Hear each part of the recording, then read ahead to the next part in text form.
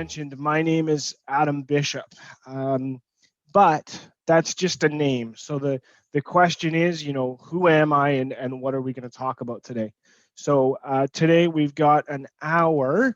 I'm just going to set my phone right now to give myself a timer so that I make sure we don't go over time here. And then we will go from there. You'd think I would have had this prepared before we started talking, but then my dog needed to go out and go to the washroom. So that's the way it goes. So all right, I've got my timer here. I've got that in front of me. So what are we going to talk about today? So today I would like to share my story with you, over and above and outside of what BC Transit does, because my story is very similar to yours.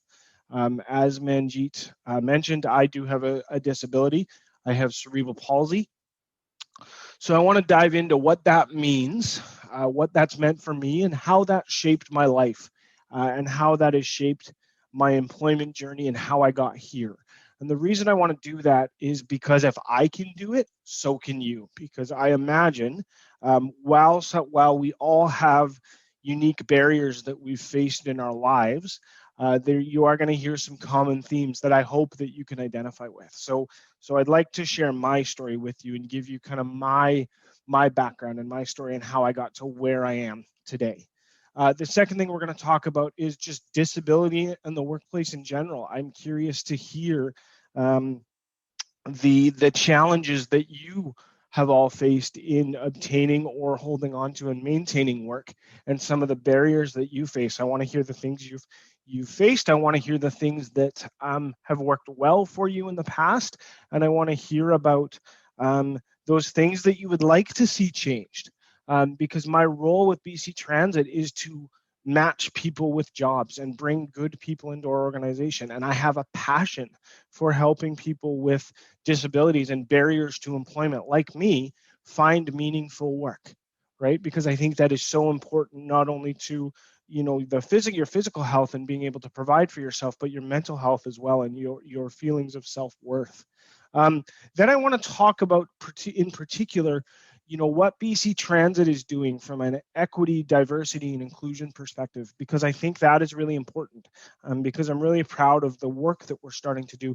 And I want to share some success stories, because we have had success in the past, even before I got here, of partnering with agencies like Inclusion BC, like Work BC, to help people like us with barriers to employment find meaningful opportunities to work. So I want to tell you some success stories so that it's not just me sitting here talking to you. And then I want to talk to you about the current opportunities we have at BC Transit, and how you can get in touch with us and stay in touch with us. Because I do want this to be an ongoing conversation. I don't want this to be something where you just hear from me once and then you never hear from me again.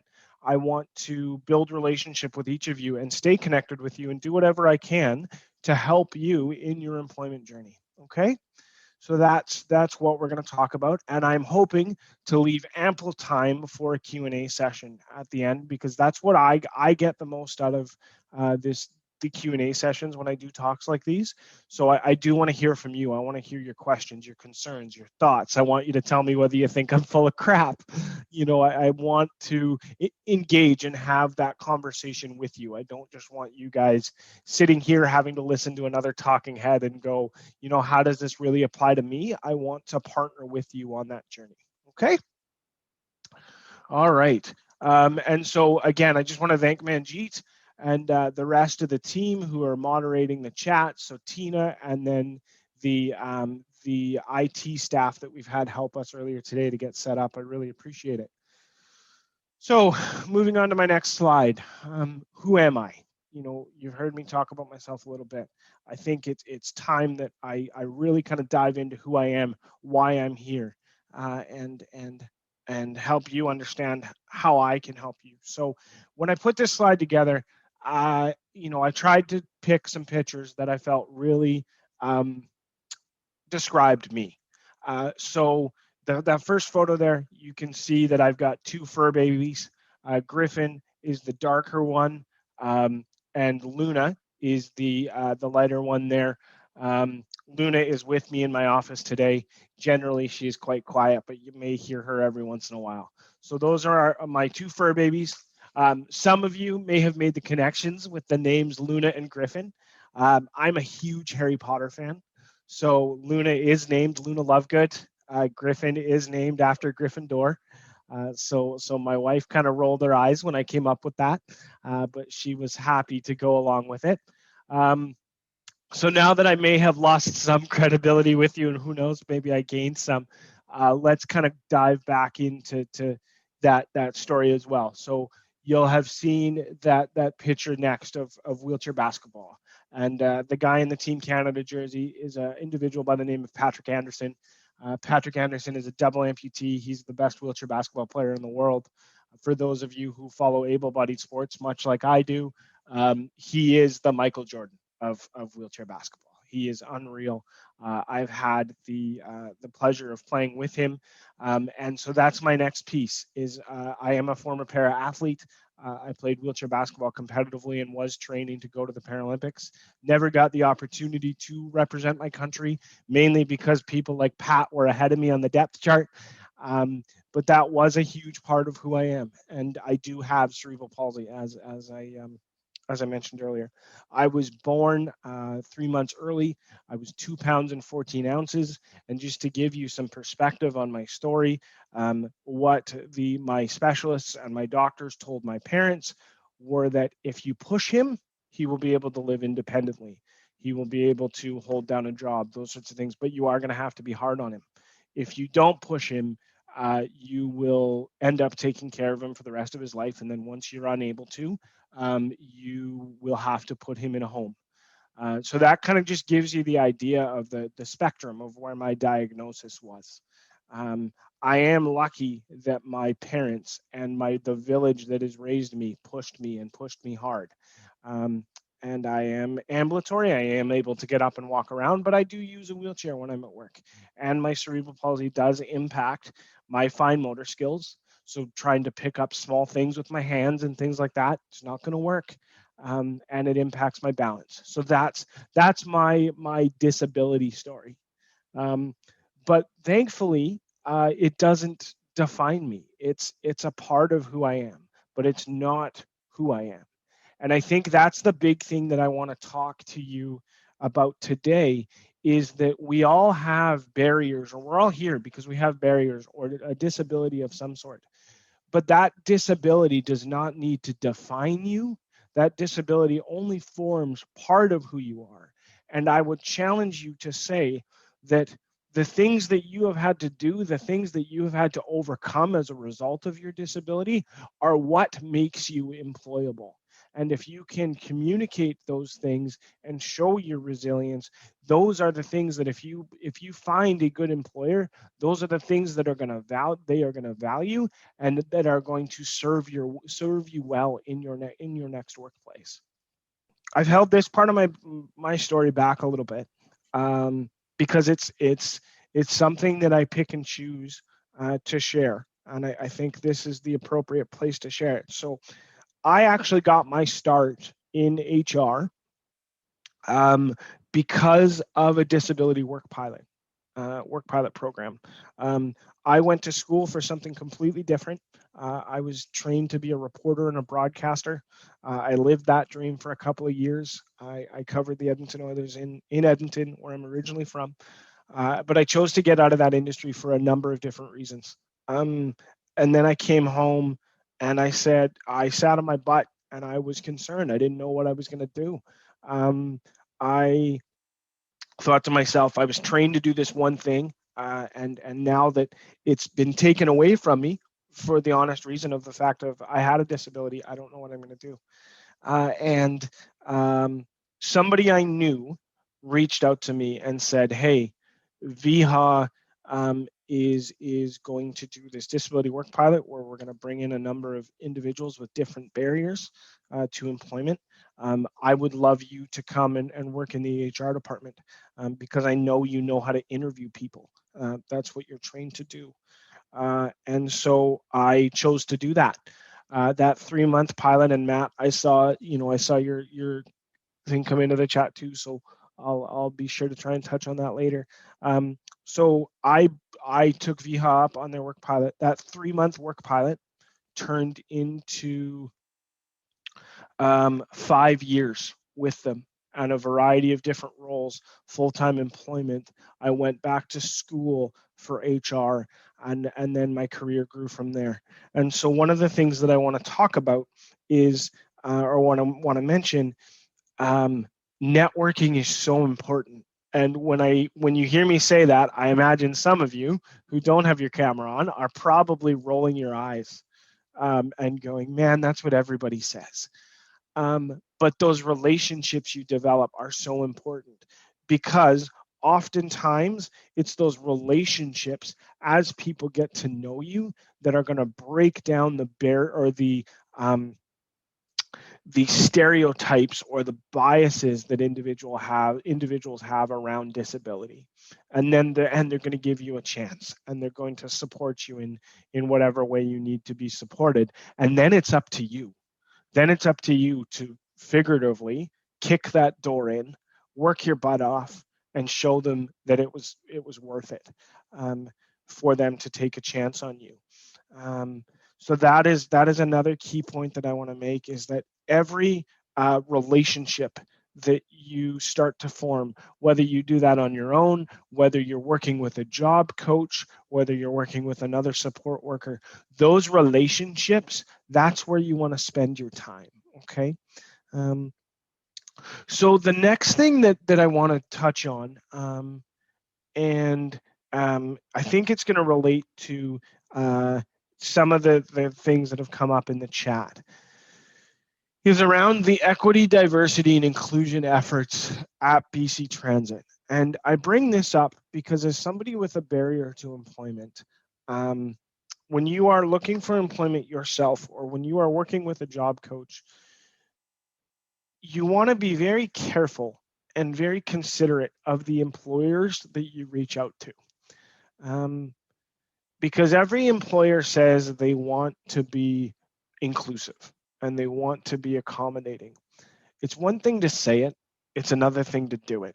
And I've often found that organizations that are willing to put out publicly, and not just a statement on their job description or their job posting, but as you start to look at their post, or as you start to do research into the organization and talk to people, the ones that are willing to back it up and show you information and have programs in place around equity, diversity, and inclusion are the employers that you want to target and that you want to work with and try and partner with and find employment with. And I am really proud of what we've done here at BC Transit, because historically, BC Transit is one of those organizations that has said, "Oh yeah, of course we're inclusive," but they've never put anything behind it. They've never really done anything. And over the last couple of years, as you can see, as I've said on my slide, we've made some efforts towards diversity and inclusion within our culture and our facilities. So what that means is people like me have come to work for them, and they have tried to make our buildings more accessible, and remove physical barriers. Through that work and those conversations they've had with people like me and others, who've come to work for BC Transit, who've had barriers, we're now beginning our formal equity, diversity, and inclusion journey. And that's begun with a pledge that they know it's something that they need to work on, and they've put a plan in place, and they're willing to take concrete steps towards making BC Transit more inclusive and more available to all from an employment perspective. And so the question is, why now, and why equity, diversity, and inclusion? And so the answer to that is, last year we did what a lot of organizations do, and we updated our strategic plan. And having done that, it made sense for us to also look at what was then called our HR action plan. So the deliverables that we as an HR department, HR is often referred to as the conscience of the organization, look at that and give it a refresh. So we developed what's called our people and culture plan, and this document guides how we're going to grow and support and engage our employees over the next 5 years.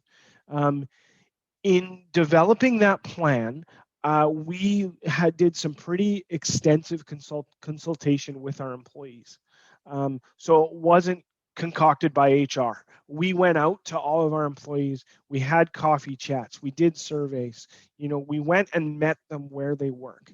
And the thing that came up again and again from employees is they wanted a more intentional focus on diversity and inclusion. So that's where this program has come from.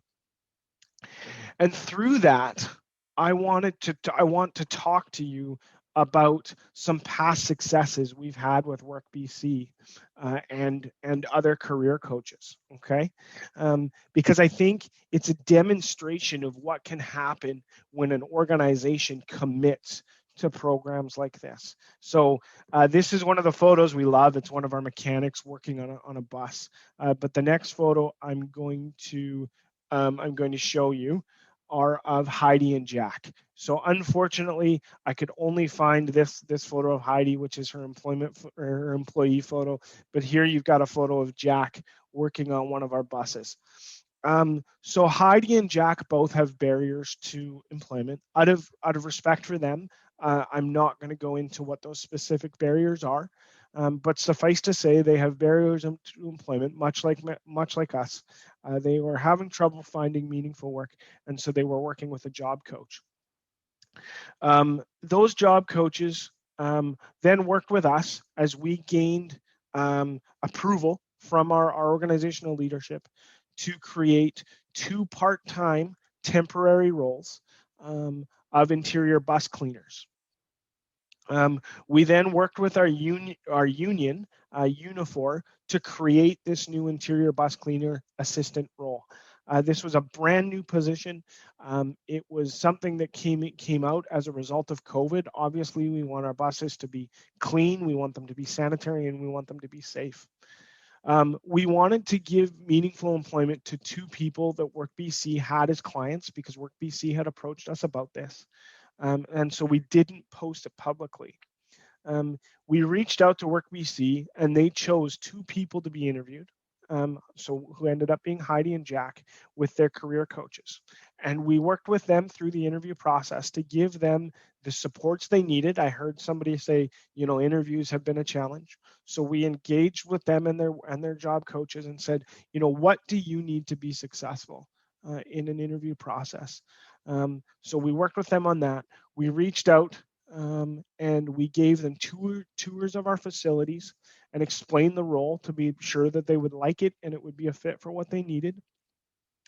One of the key things that both of them said is they wanted to work part-time because they didn't want to lose their disability funding. Please don't get me started on the whole disability funding thing. I'm sure you guys can get as frustrated as I do about that at times. So we wanted to respect that, and we wanted to ensure that they still had access to funding, which is why we kept the positions for part-time. So Heidi and Jack were successful through the interviews, and they then began to work with us. And their job coaches came on site with them and worked with them for the first couple of months until they got comfortable.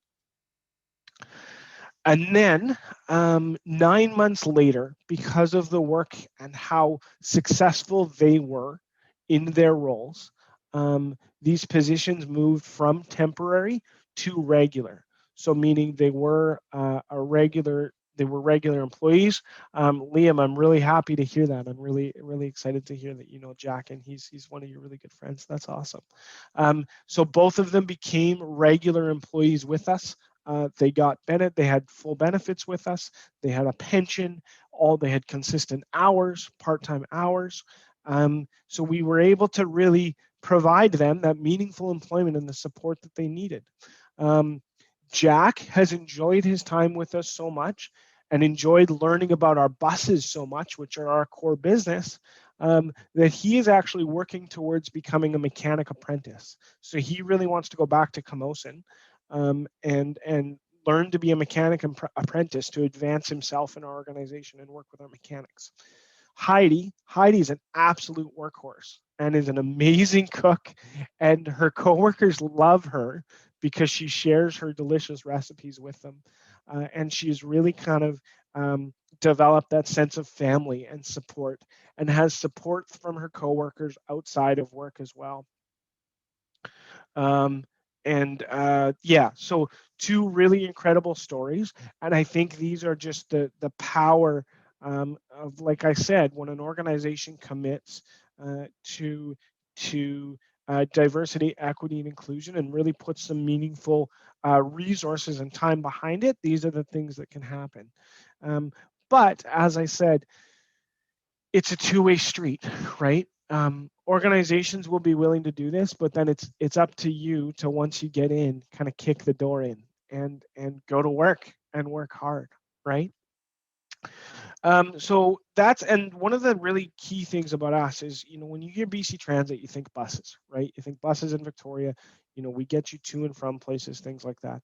We do so much more than that. We are a full scope organization. So yes, our buses are our key bread and butter, but we have an IT department, we have a communications department, we have a finance department, we have a procurement department, we have a stock room that manages all our supplies, we have a maintenance department, we have an HR department. We do everything, and so there are opportunities abound.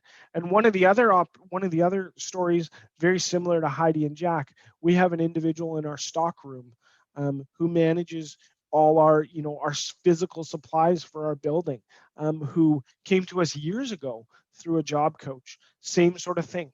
We put this together. He was successful. He's worked for us for years, and he's one of the best employees we have. Um, so that's just a little bit about us at BC Transit and how we like to do things. And we know that we have room to grow. This is just the start for us. This isn't the end.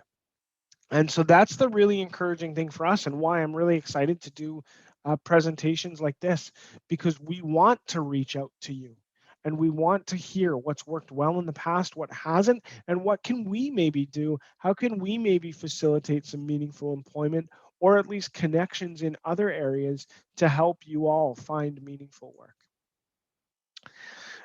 This then brings me to another thing that I really want to talk about, and that is disability disclosure.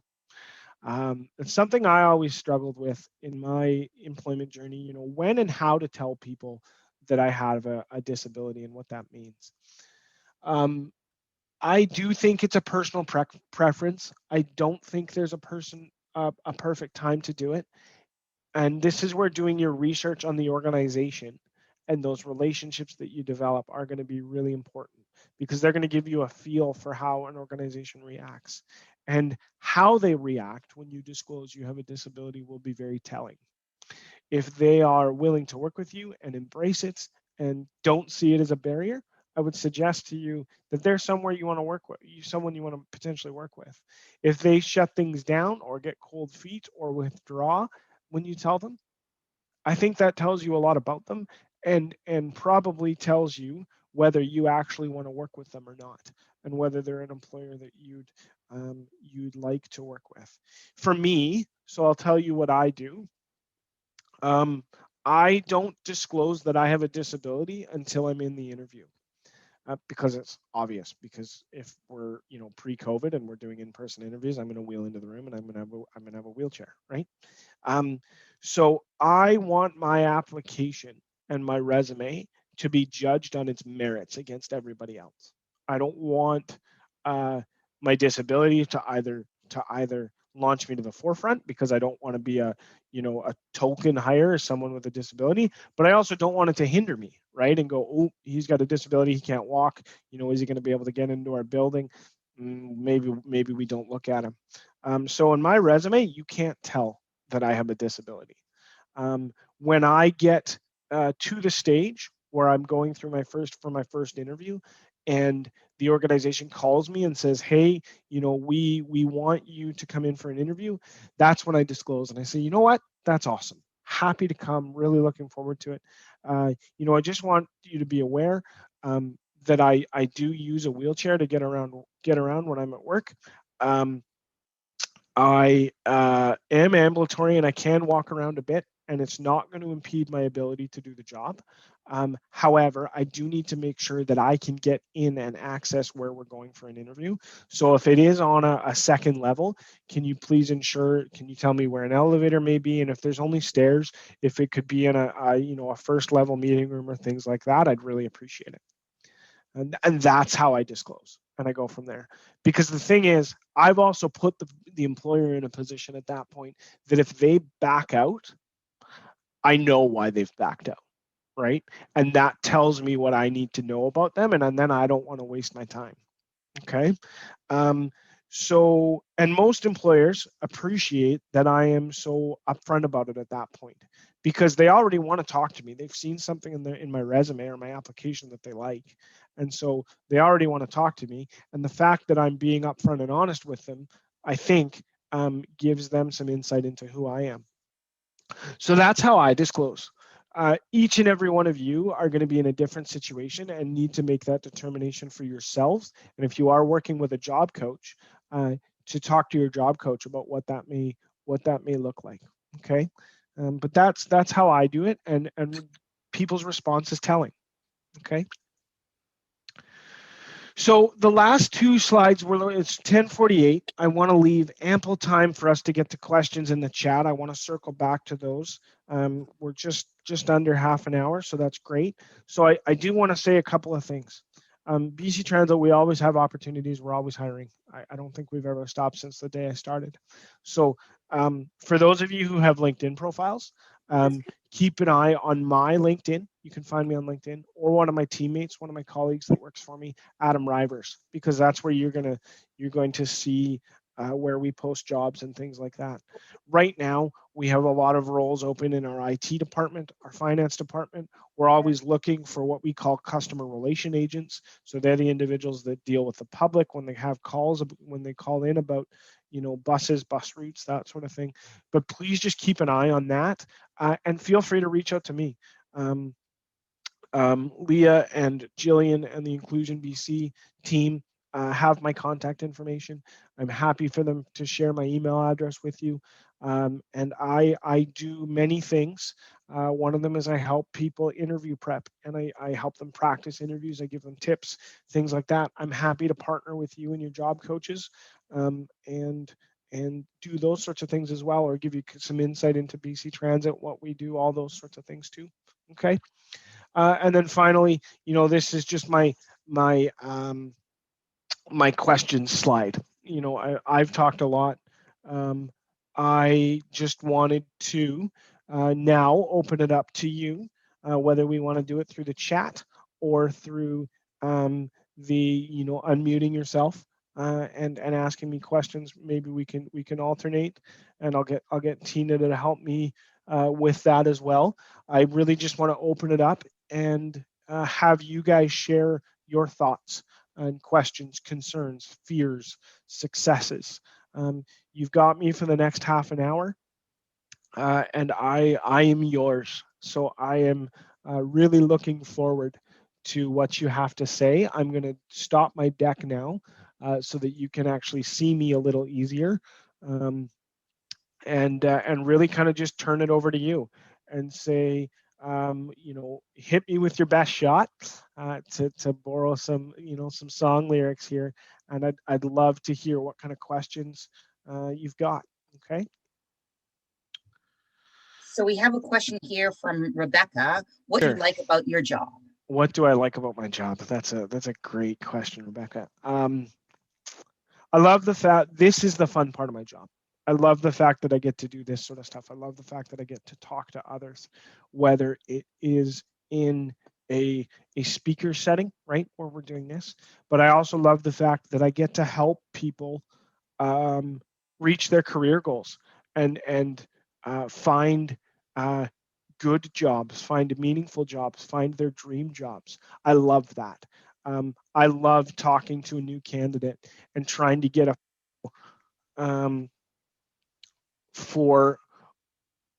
feel for whether they would be a fit for us.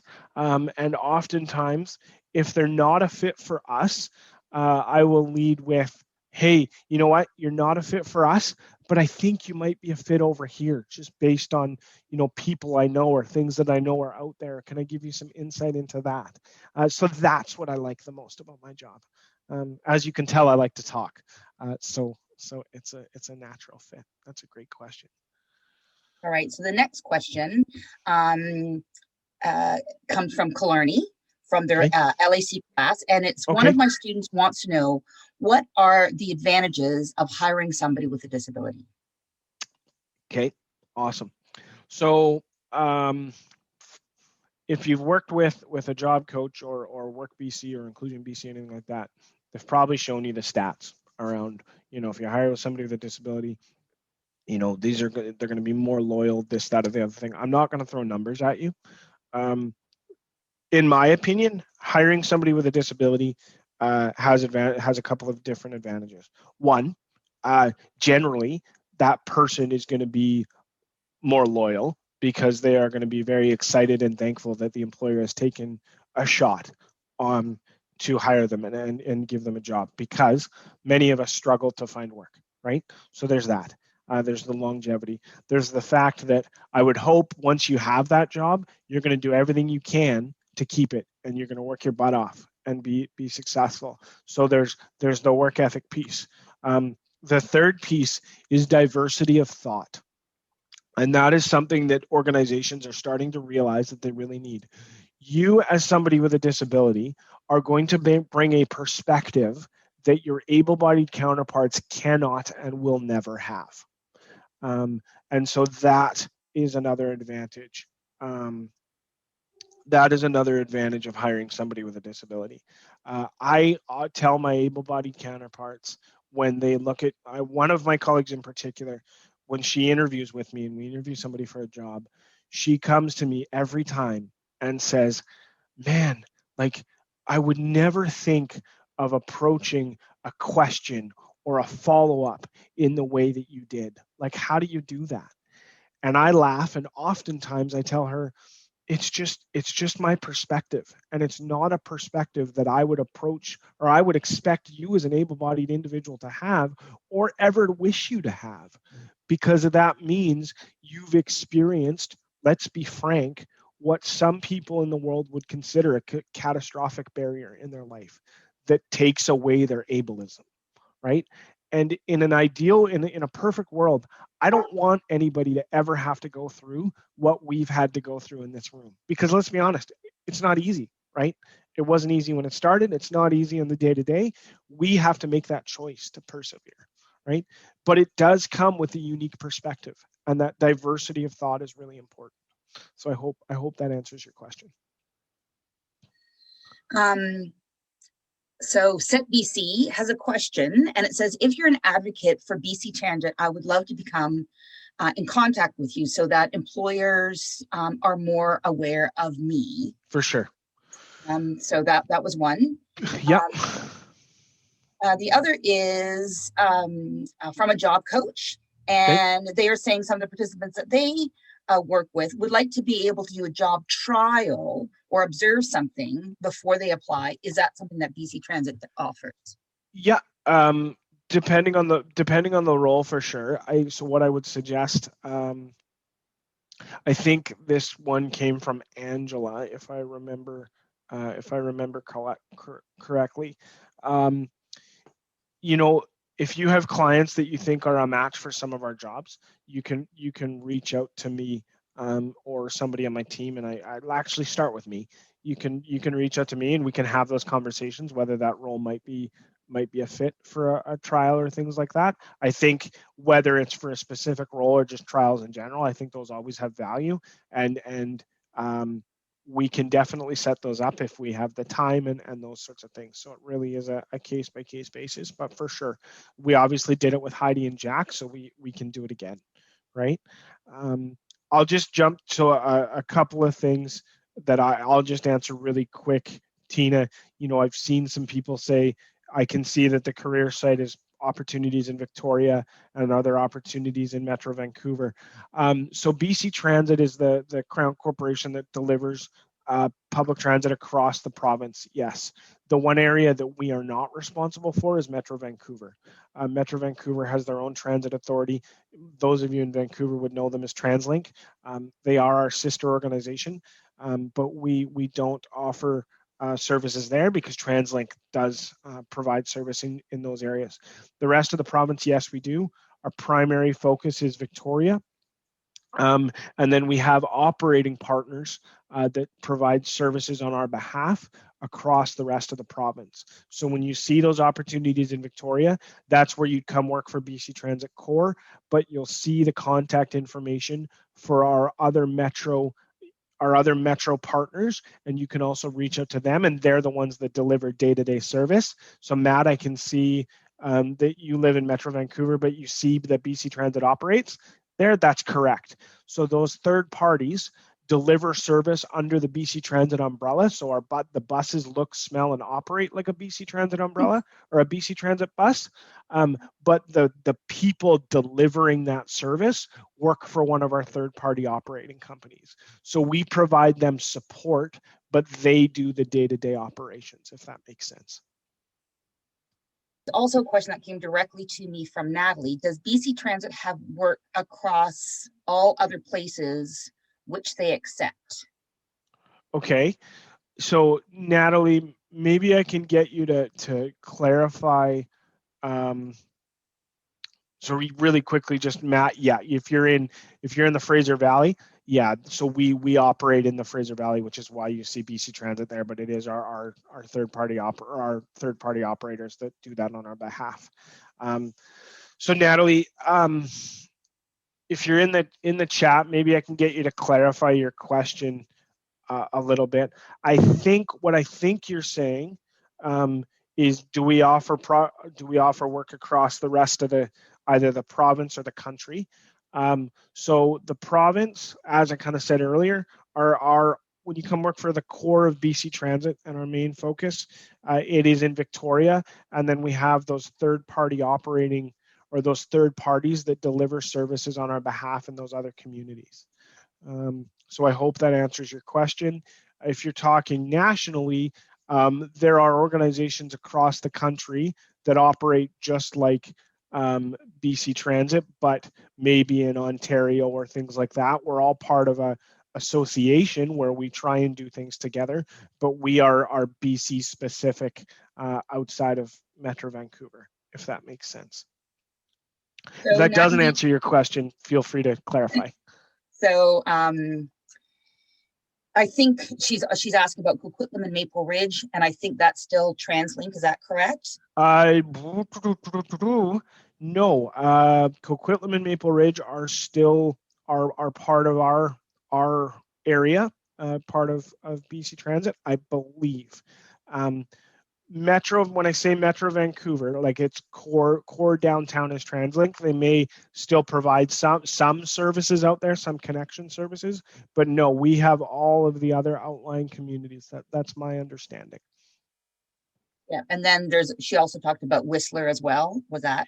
Yeah, so Whistler is us. Yeah, Whistler and Squamish and stuff is us. Again, it's another operating company. I'm just going to pull one off the top of my head, like First Transit, for example, that delivers the service for us under the BC Transit umbrella. So the buses, again, will look, smell, and act like a BC Transit bus, but the person driving that bus is an employee of First Transit, if that makes sense. Yeah. But it has BC Transit on the side of the bus, correct? Correct. Yes. Think of it as that organization has a contract with us to deliver service on our behalf. And multiple people have also direct messaged me in regards to where do we find these job opportunities on BC Transit. And so I'll also put a link up for everybody I'm assuming there's a page on BC Transit. Excuse me. Yes, there's a careers page. You can see the opportunities within Victoria. So that's coming to work for us at Core and BC Transit. And then when you click on the opportunities outside of Victoria, it gives you the contact information for our regional partners. So those other operating companies that deliver service on our behalf. Right. So I'll put that to everybody. You know, if there are other questions, Tina, I'll let you kind of lob them up to me. But the other thing I'll say too is I can always scroll back, and I know when I had that slide around, the challenges, that sort of stuff, I can slide back and kind of address some of those and talk about those as well.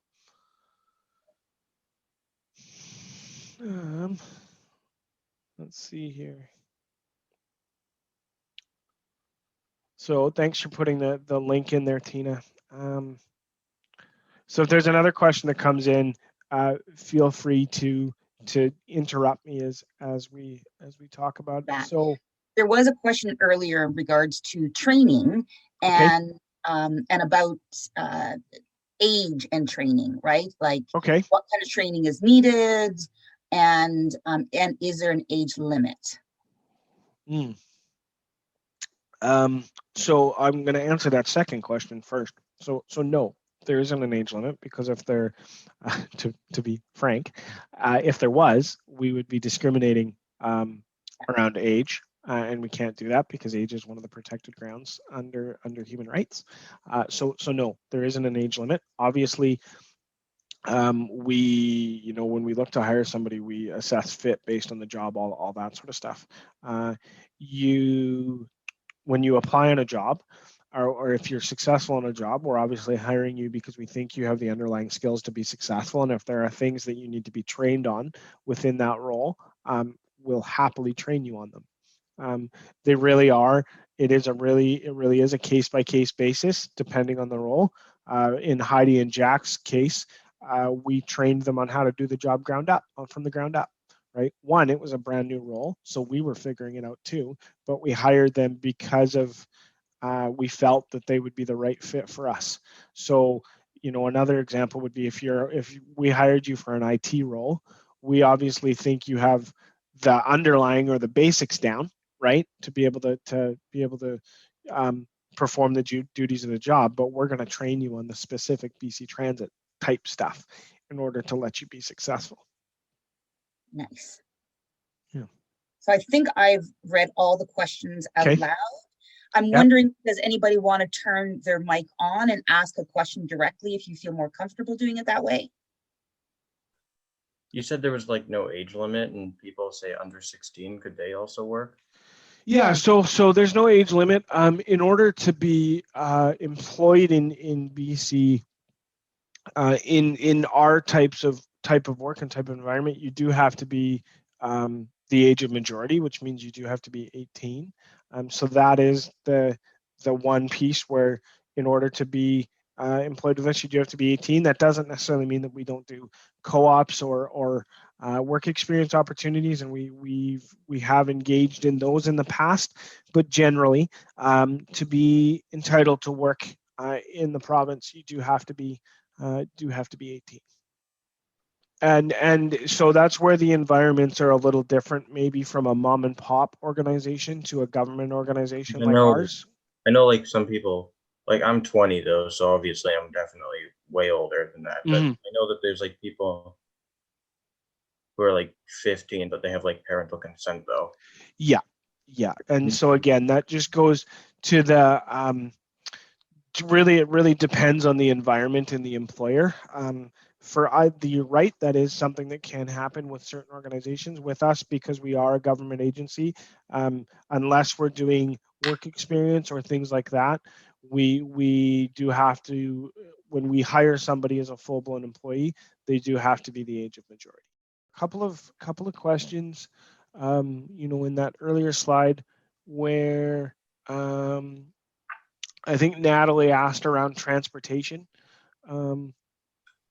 How do people get to work if they don't have a car?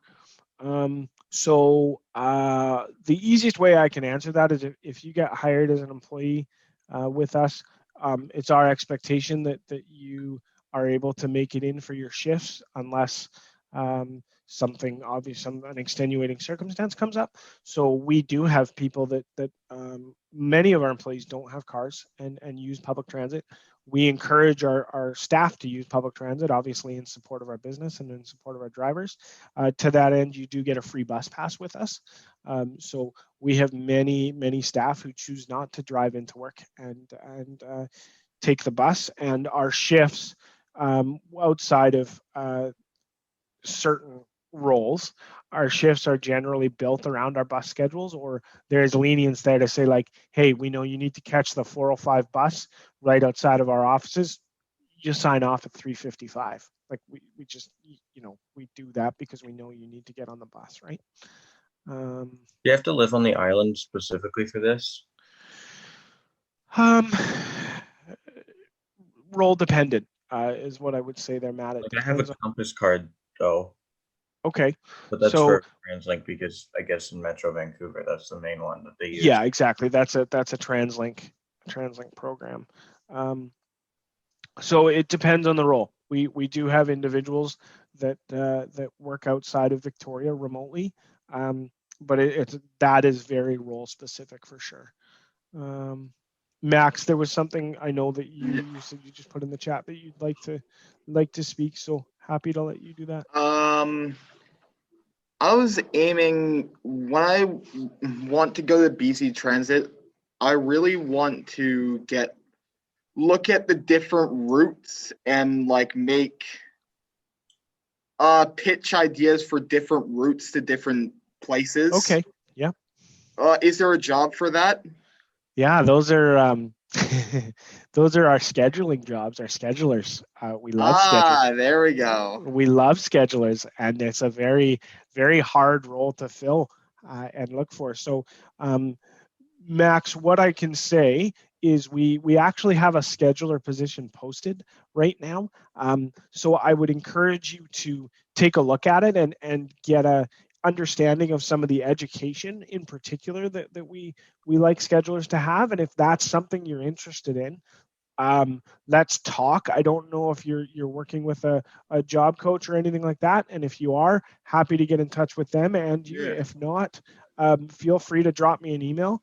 And I can have some conversations with you about that, because it is a role that does require a little bit of education to start, but that doesn't necessarily have to be a barrier. So would love to if that's an area of interest to you, then let's talk.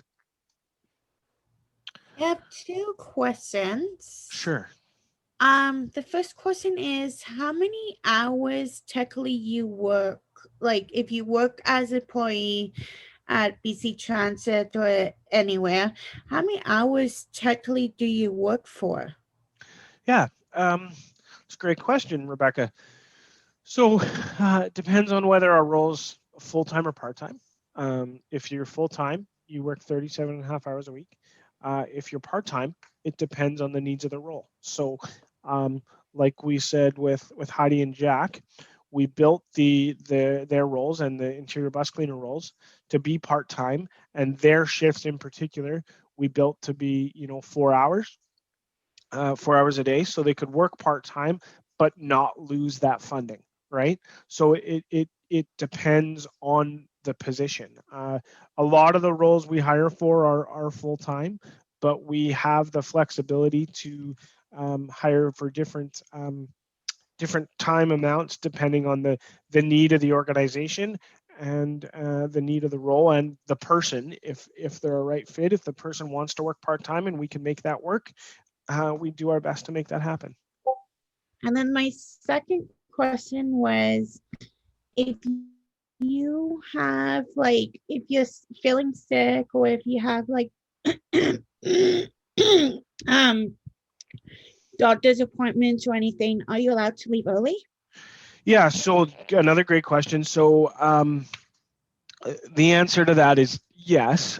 You obviously would need to coordinate that with your supervisor. We're pretty, we try to be as flexible as we can with that. We've got kind of policies and procedures built in for that sort of thing. But yes, if you've made every effort to book the appointment outside of your working hours, but you do need to take it in your working hours, there are provisions and ways we can we can work with that within reason for sure. Thank you. Yeah. So we've got a few minutes. So Helen, I just want to address your question here where you've said, are you open to employment coordinators contacting you to explore whether customized positions such as interior bus cleaners might be a possibility in other regions? I can't speak for our operating partners. That doesn't mean you shouldn't reach out to me though, because I have really good relationships with the people on our side who then manage the contracts with the operating partners, and it would be worth a conversation. Because right now I don't know the answer to that. But if you're thinking Northern Vancouver Island, I'm assuming, so I'm in Cobble Hill, so I'm assuming Northern Vancouver, you're thinking Nanaimo or Northern Vancouver Island, Nanaimo, Campbell River, you know, that sort of stuff. So yeah, it doesn't hurt to reach out. Okay, Courtney, Comox Valley. Yeah. Is he a presenter? Doesn't hurt to reach out, and we can have the chat with the operating partner and see if that's something that they'd be willing to do. Best way to contact me, as I say, the event organizers have my contact information and my email address, so I would just encourage you to get in touch with me. Max, I may have spoken too soon. The scheduling job is not posted yet. It will be in the next couple of days. So I just was really quickly checking with my team to make sure I didn't misspeak there. So I'm sorry I misled you. It will be coming in the next couple of days. So keep an eye out for that. And yeah, if scheduling is a passion, let's talk, because whether this is the role for you right now or you want to kind of get there, I'm happy to have those conversations with you. What fleet of vehicles? So I'm going to work backwards real quick. So Zach, if you're in Abbotsford, you'd apply to the company partner. So you'd go to our opportunities outside of Victoria, and then you would find Abbotsford and you'd reach out to them and go from there. What fleet of vehicles does BC Transit oversee? We have a fleet of, in Victoria, I want to say it's 400 buses. I think the number doubles for that if you include our operating partners. So it's conventional transit buses, so diesel buses, CNG buses, and then we're just starting our electrified buses, so our battery-powered buses, which we're really excited about. In a couple of different areas, including Whistler, actually. They've got a couple of the battery-powered buses. So that kind of gives you the size of fleet. Yeah. Is there anything else that I can? You know what? At this point, I'll kind of just thank you guys for your time. It's been awesome. I've appreciated the engagement. I hope this has been helpful. And I look forward to connecting with some of you, and those of you who wish to connect and want to chat more, please, again, feel free to reach out to me, and I will get back to you as soon as I can and go from there.